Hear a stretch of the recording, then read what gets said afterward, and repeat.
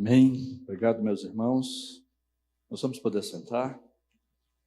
Quero te convidar a abrir no Salmo 73. Domingo passado nós começamos uma série de reflexões na EBD, no culto da manhã, sobre os desafios da igreja moderna. E isso me levou a buscar ao Deus em oração e definir que à noite nós começaremos uma série de mensagens sobre desafios não da igreja, mas de cada um de nós nesses tempos. Sentimentos recorrentes da nossa geração.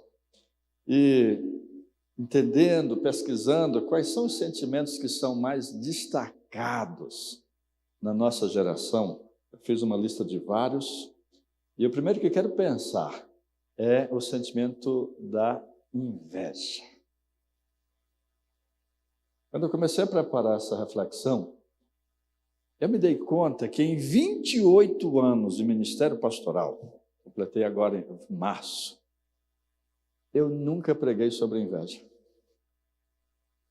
Sim, esse era um tema que recorrentemente eu dava aulas no seminário, numa das disciplinas que eu dava aulas no seminário, chamada de Psicologia Pastoral, que tratava muito o coração do pastor, dos futuros pastores. Lá eu lidava desse tema. Porque é um tema que nós pastores precisamos lidar.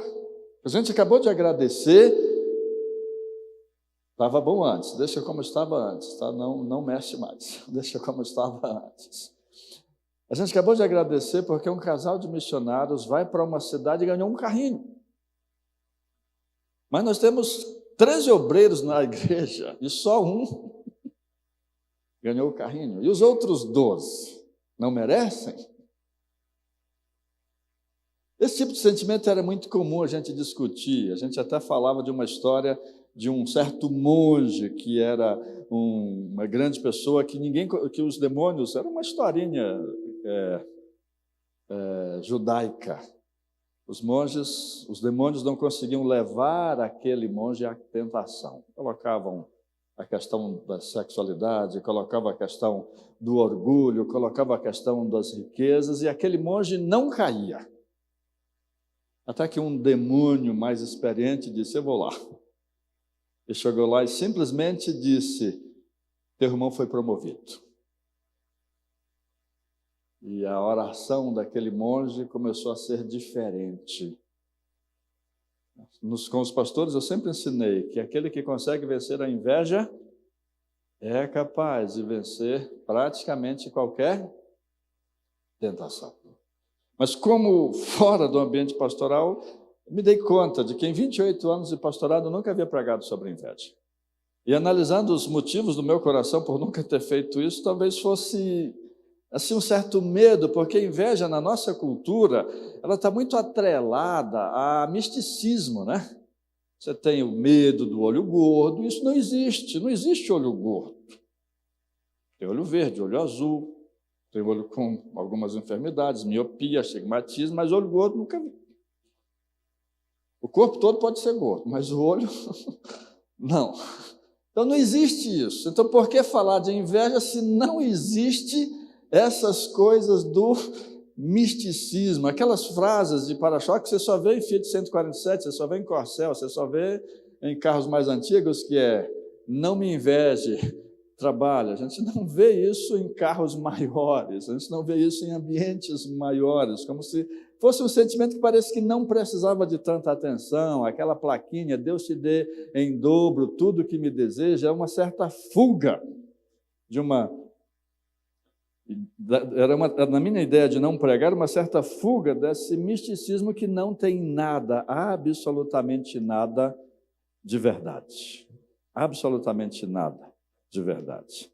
Mas, quando pesquisei bastante esses dias sobre inveja para preparar essa reflexão, acho que não ficou bom de novo, não.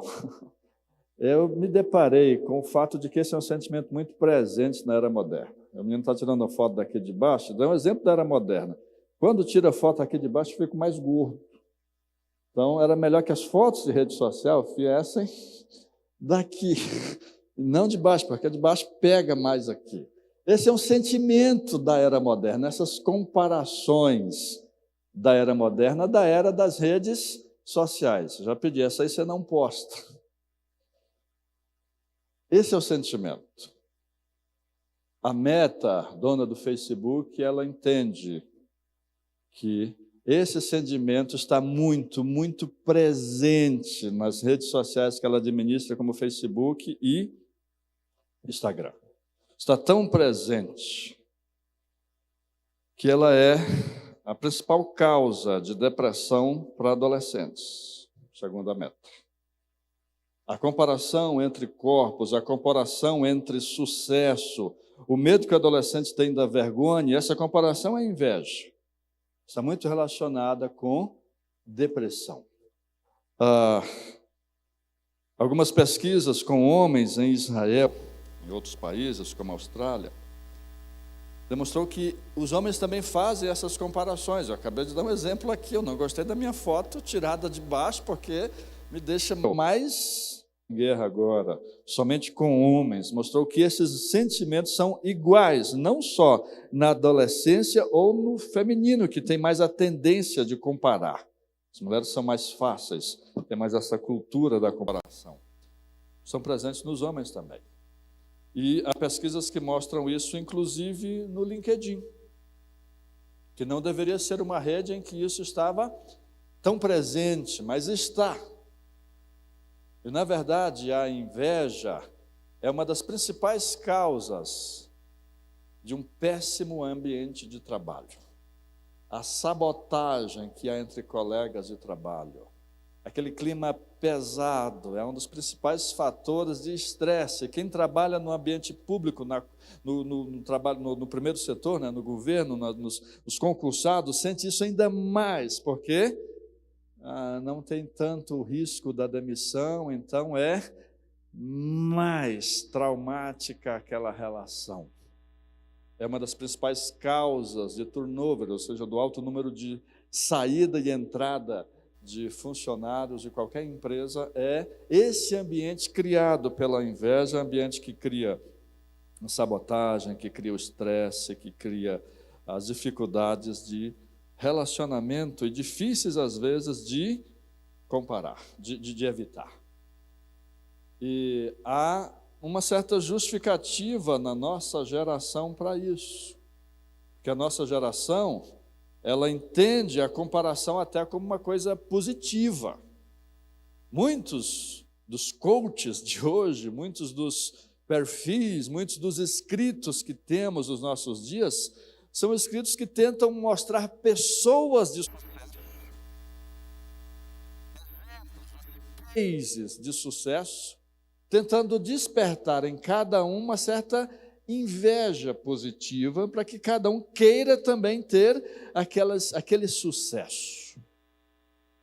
A nossa cultura é disso. Há um livro fantástico, que chama-se Cultura de Excelência, e ele não é um livro de uma teoria, ele é um livro de diversos casos assim. Se você quiser se inspirar por casos impossíveis, veja esse livro, Cultura de Sucesso. Ele é escrito, ele é uma compilação dos 3 principais bilionários do Brasil, diversos casos de uma instituição que eles mantêm.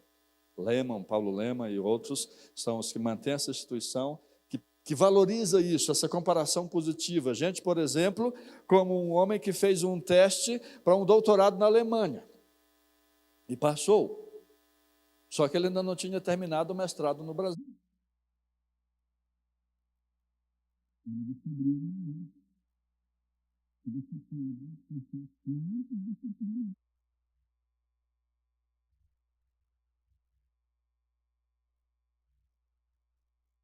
Acho que 8 em cada uma delas. Então, se na sua faculdade você tem direito a se matricular em 6 disciplinas, você pode se matricular em 10, tem essa lei no Brasil. Desde que nas outras 4 que você não vai assistir aula, você estude e tire 8. É mais ou menos essa lei. E aquele cara ralou e concluiu o seu mestrado para garantir a bolsa na Alemanha. Histórias como essa, que tem a intenção de inspirar, de que é possível você sair um pouco dessa sua zona de conforto, Faz parte da nossa cultura. Faz parte da cultura acreditar que todos podem chegar lá em algum lugar, que todos podem alcançar um pouco mais. Isso termina tentando produzir uma inveja positiva, mas termina também produzindo uma inveja. No final das contas, não tem essa de inveja positiva. E eu fiquei surpreso quando eu comecei a pensar nesse tema na Bíblia, porque eu percebi, não sei se você já percebeu isso também, que o primeiro pecado registrado na Bíblia depois da queda é o pecado da inveja. Caim teve inveja de Abel até o ponto de matar. E Abel não fez nada. O texto é muito claro, principalmente o texto de Hebreus, que explica isso, que Deus gostou não da oferta de Abel, mas Deus gostou de Abel. E a discussão que Deus tem com Caim em Gênesis 4, versículo 8 é: Caim, por que você está zangado? Se você proceder bem, você será aceito. O Abel não tem culpa de você ser quem você é. A culpa de você ser quem você é somente sua.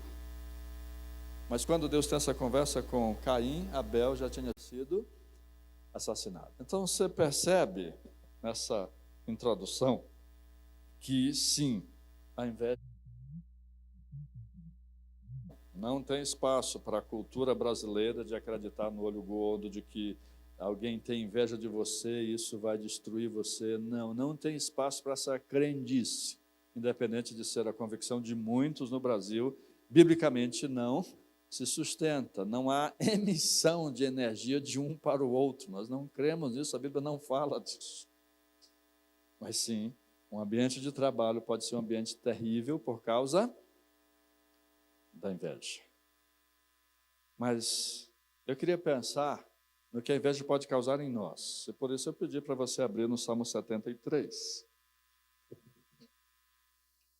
Porque Salmo 73, a partir do versículo 1, é um homem, é um levita, Asaf. Asaf que escreve esse salmo, Asaf que era aquele que devia louvar ao Senhor, conduzir o povo para louvar ao Senhor.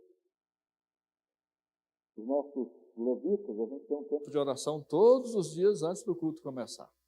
E geralmente a nossa oração é que cada um de nós inspire a igreja a louvar.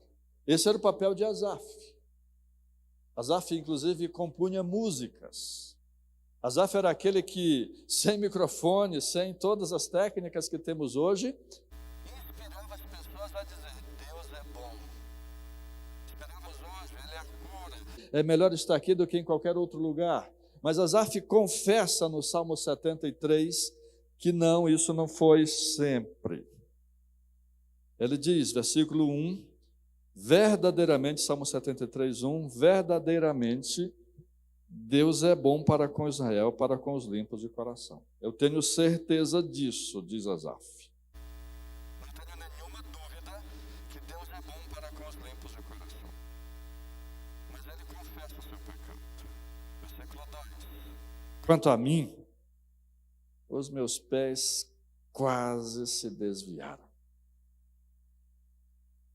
Pouco me faltou para que se desviassem os meus passos. E qual era o problema de Asaf? Asaf nunca apareceu como um adúltero, como um desonesto, como uma pessoa com grandes problemas. Mas Asaf tinha o seu problema interno. Versículo 3. Eu tinha inveja dos arrogantes, dos orgulhosos. Eu tinha inveja quando olhava para os ímpios prosperando. Asaf ia para o templo no seu Fusquinha 73 e o seu vizinho passava com 4 piriguetes numa Mercedes. Asaf falava de louvar ao Senhor porque Ele é bom,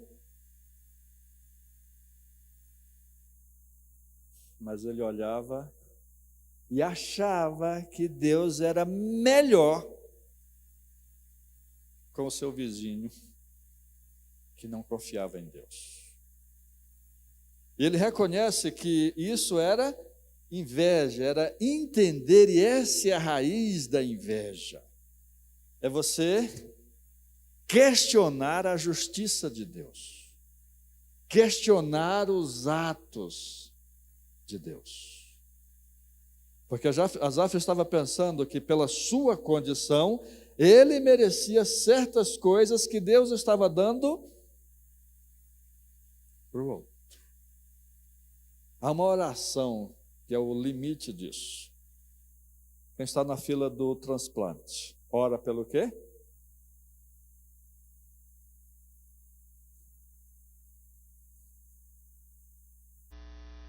Para sua oração, seu filho está na fila do transplante. Para seu Filho ser atendido, para sua oração ser atendida, o que é que precisa? É complicado, não é? Nós soubemos, a gente meio que riu, mas meio que entendeu esse problema. Nós estávamos numa reunião quando o pastor Oliveira de Araújo deu o testemunho de que ele era o 13º da fila. E ainda assim, pelas provas de compatibilidade, ele ganhou seu pulmão novo. E ele ficou tão constrangido com isso que ele desafiou a Primeira Igreja Batista de Vitória a orar pelos 12. E a gente ficou pensando, orar pelos 12 significa que é difícil, não é? Era isso que estava no coração de Asaf, muito pior. Ele estava dizendo, Deus, o Senhor não é bom para comigo. Eu me esforço, sou zeloso ao Senhor, me esforço no teu reino, mas quem está ganhando não sou eu. E isso estava corroendo o coração de Asaf. Antes dele dizer qual foi a sua solução, porque ele começa dizendo, já passou, tá bom? Isso foi no passado, eu quase, mas eu já me recuperei, eu tinha, não tenho mais. E ele começa então a explicar por que ele sentia inveja dos arrogantes, e olhe, meus irmãos, o milagre da Bíblia, a atualidade da Bíblia. Versículo 4. Não há apertos na sua morte. Eles não têm preocupações. O seu corpo é forte e sadio. Eles não postam foto em que aparece a barriga. Eles não postam foto em que aparece a discussão. Eles não postam foto em que a coisa não está bem. Nesse ambiente de Instagram, eu vou falar uma coisa muito profunda aqui, muito complicada.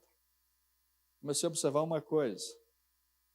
Quando o evento evangélico tem a foto assim aberta, pegando todo mundo, é porque tinha muita gente. Quando você vê uma foto de Instagram, em qualquer evento que seja, que é no close, é porque não tinha muita gente naquele evento. A gente tem dificuldade, às vezes, de postar Congresso Multiplique da Amibasgo. Tinha quantos? Tinha 15. A gente tem dificuldade disso. Os ímpios entendem isso tão naturalmente que eles só postam coisas boas. Eles não postam nada ruim, é o que Asaf está dizendo aqui. Versículo 5. Eles não partilham das canseiras dos mortais. Esse negócio de pecado, de confissão, de se reunir no culto para discutir o que fazer para ser uma pessoa melhor, eles não têm. Eles não estão nem aí para isso. Você precisa acabar o casamento e recomeçar 10 vezes? Pode acabar. Chico Anísio escreveu um livro sobre casamento, ele dizia, se tem alguém que sabe de casamentos melhor do que eu, impossível. Eu casei 7 vezes, eu sou a pessoa que mais entende de casamento. E nessa hora ele não estava falando como humorista, ele estava falando, acreditando no que ele estava falando. Eles não têm essas canseiras, nem são afligidos como os demais. Versículo 6. É por causa disso que eles se cingem de orgulho, como se tivesse um colar. É por causa disso que eles não têm medo. Eles não estão preocupados com essa história de céu, de inferno. Versículo 7. Os olhos deles saltam-lhes de tanta gordura, no sentido de estarem vivendo do melhor. Gordura naquela época era coisa boa, tá? Hoje não é tanto, mas naquela época era coisa boa, tanto que os nossos pais costumavam perguntar: está bom e gordo? Tudo bem, como é que você está? Está bom e gordo? Quando vi uma pessoa magrinha, eu pensava: está doente, coitada. Mudou o conceito. Mas nesse sentido da bondade, do estar bem, do ter saúde, eles têm mais do que o coração pode desejar. Do coração deles brotam fantasias. E assim, Asaf vai descrevendo a atualidade desse problema, vai descrevendo a aparência dessas pessoas, até o versículo 12. Eles prosperam, eles aumentam em riquezas, eles crescem. Sim, esses aspectos que o mundo tem são bem reais. Bem reais. E às vezes nós não nos lembramos que muito daquilo que é invejado é falso. É a foto do close. Não é a foto da madrugada sem dormir. Não é a foto das dívidas, dos processos. Não é a foto da falta de paz. Não é a foto do choro, de não ter uma pessoa em que possa confiar. É a foto da mentira. Eu sou gerente de marketing da Junta de Missões Nacionais, os irmãos sabem, estou caminhando para deixar isso mais de lado, os irmãos sabem, esse é o objetivo. Por isso, após sábado, mudar de função. E nós enfrentamos isso lá. Eu não posso fazer, por exemplo, uma campanha e chamar o Alok. Sim, DJ Alok. Não posso. Não posso fazer uma campanha que Jorge e Mateus estejam na capa. Não são nossos princípios. Uma fábrica de sapatos, na década de 90, inventou lá um sapato que virou moda na época, mas que não vendia. Ninguém queria o sapato tão feio que era. O que eles fizeram? No dia seguinte, Xuxa Meneghel diz: esse é o sapato da Xuxa. E resultado? Se você é da década de 90, provavelmente você usou esse sapato. Por quê? A Xuxa usava. Como cristãos, nós não entramos em muitas destas coisas. Como cristãos, de fato, nós temos uma ética superior que nos impede de ser, ou deveria nos impedir de sermos, fantasiosos, como está no versículo 7. Só que, às vezes, nós queremos a fantasia. Nós almejamos a fantasia. E quando isto acontece, a partir do versículo 13 em diante, o salmista diz como isso corroeu, como isso acabou com ele. Ele diz, versículo 13, na verdade é que em vão eu tenho purificado meu coração. Olha a angústia, olha a corrosão do salmista. Com certeza, isso ele está falando do passado. Foi inútil conservar o meu coração puro e lavar as minhas mãos na inocência. Porque o que eu ganhei? Pressão, negócio de santidade, medo de ofender as pessoas. Eu ganhei infelicidade em vez de alegria. Esquecendo ele que a vida que ele tinha era a vida excelente. Mas comparada com a vida do ímpio, ele questionava a justiça de Deus. A inveja o corroía. Por isso, ele vai falando disso a partir do versículo 13 em diante, mas ainda o versículo 14. Pois o dia inteiro sou afligido e cada manhã sou castigado. ele tem a preocupação com o testemunho, versículo 15, não podia nem falar com outras pessoas. Se eu tivesse pensado em falar tais palavras, já pensou? O ministro de louvor, Levi, está aqui dizendo, meus irmãos, vamos louvar o Senhor. Sei vocês, mas hoje eu não estou com vontade. Vamos dizer que ele é bom, mas é sua responsabilidade, porque para mim ele não é. Já imaginou o Levi começar o culto desse jeito? Asaf manteve o papel.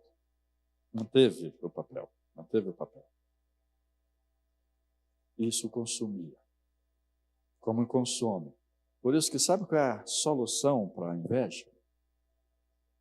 Uma palavrinha esquecida, mas é uma palavrinha dos sentimentos bons da nossa geração. Se chama contentamento.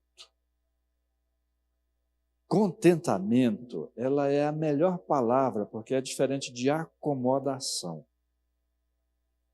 A pessoa acomodada, ela se acomoda na situação, ela não pensa que pode ser melhor. Ela aceita a situação. Ela aceita aquela situação, seja de miséria, seja de sofrimento, seja de angústia, ela aceita. Contentamento é diferente. Contentamento é, eu reconheço a situação, não estou reclamando, mas eu quero melhor, eu quero mais, eu quero diferente. Não reclamo, mas não quero ficar aqui não. É aquelas frases de para-choque de caminhão?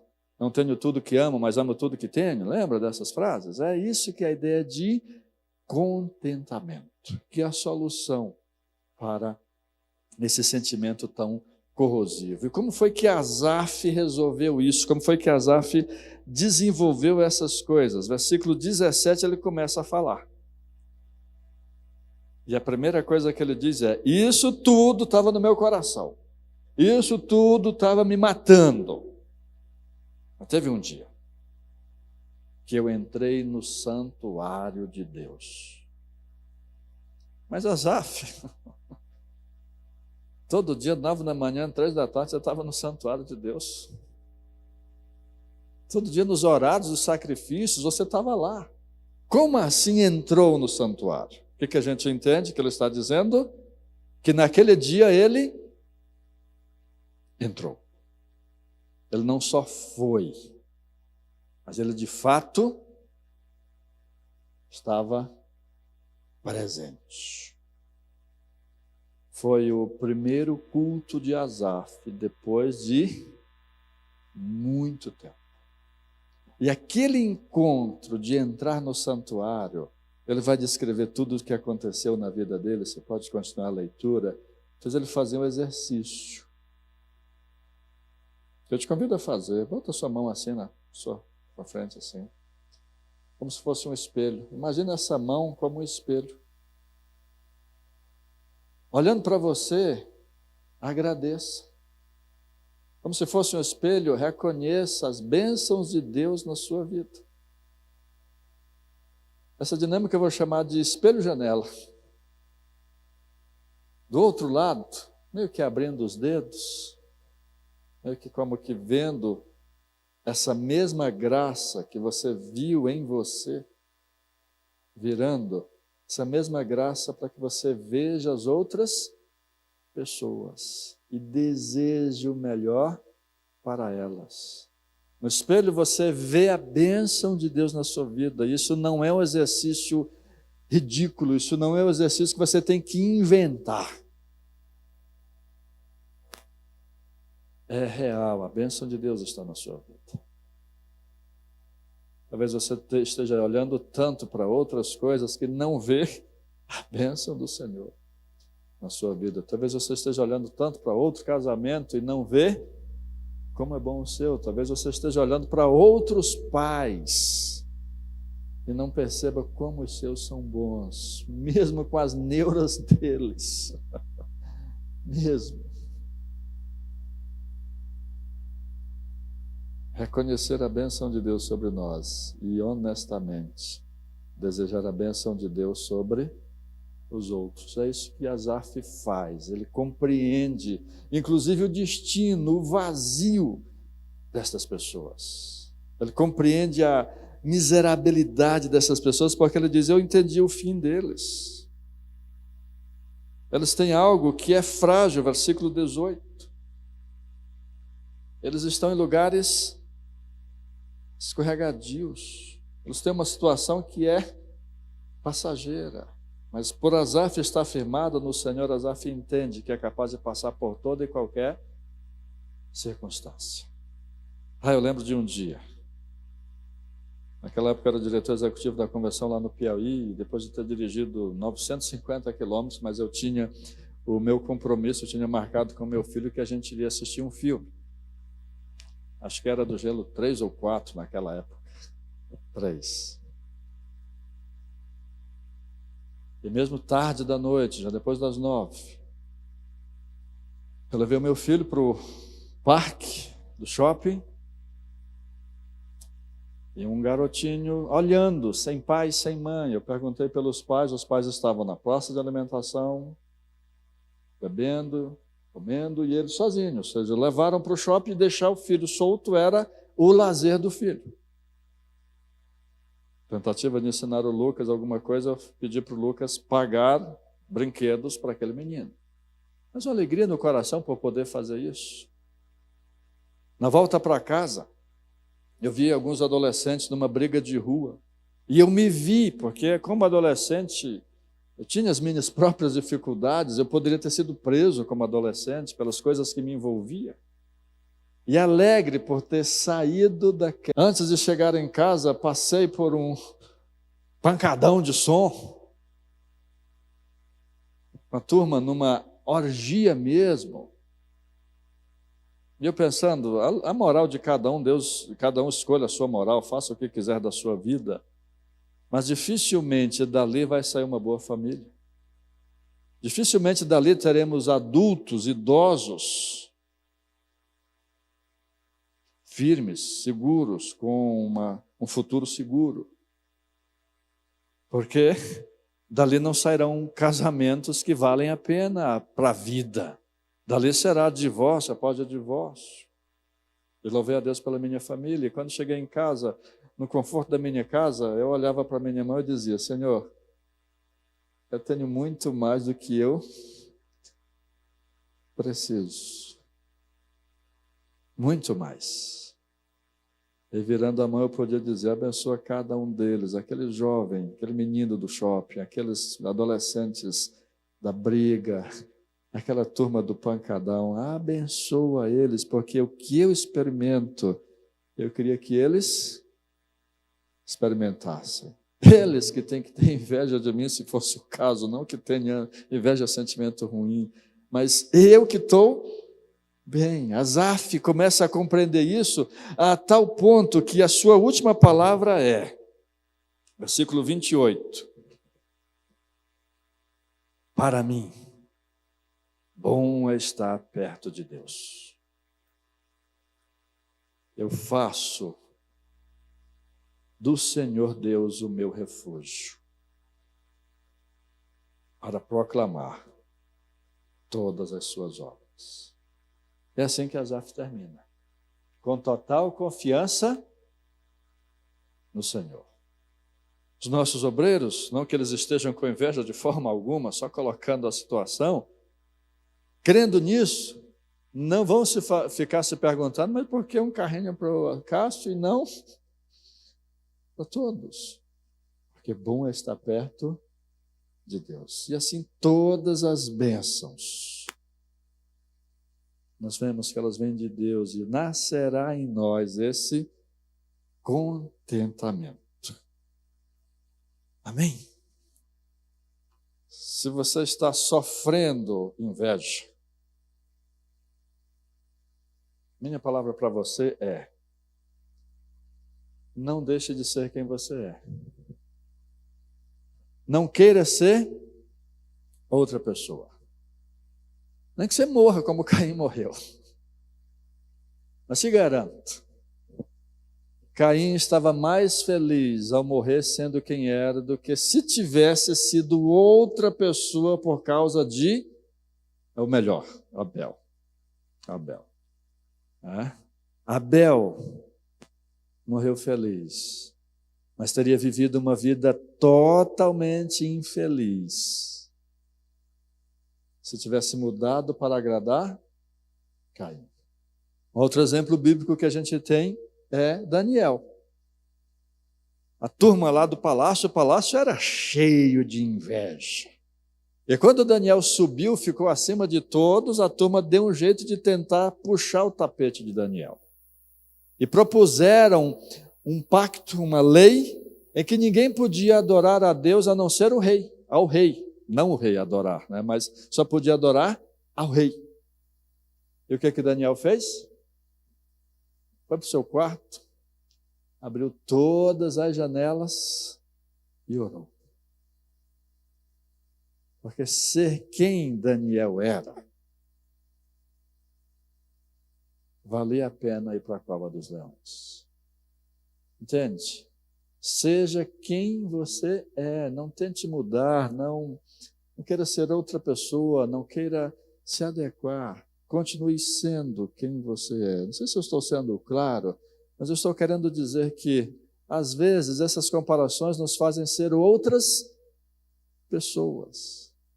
E há mais felicidade em sermos quem somos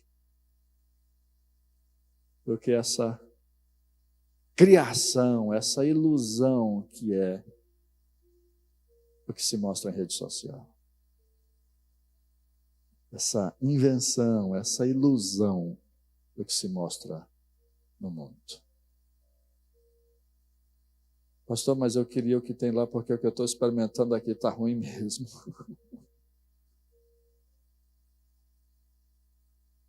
Aí não é a situação de você ser vítima da inveja, aí é você buscar ao Senhor pela situação do seu casamento, pela restauração do seu casamento, pela restauração da sua relação com seus pais, pela vitória no seu ambiente de trabalho. Aí não é inveja, aí é opressão, é perseguição, é tribulação que vence de outra forma. Mas vença, pelo nome de Jesus. Se esses sentimentos estão, por acaso, tomando conta de você, lembre, eu vejo a mão de Deus, a boa coisa de Deus na minha vida, a boa ação de Deus, e eu quero esta ação sobre os outros também. Nós vamos cantar.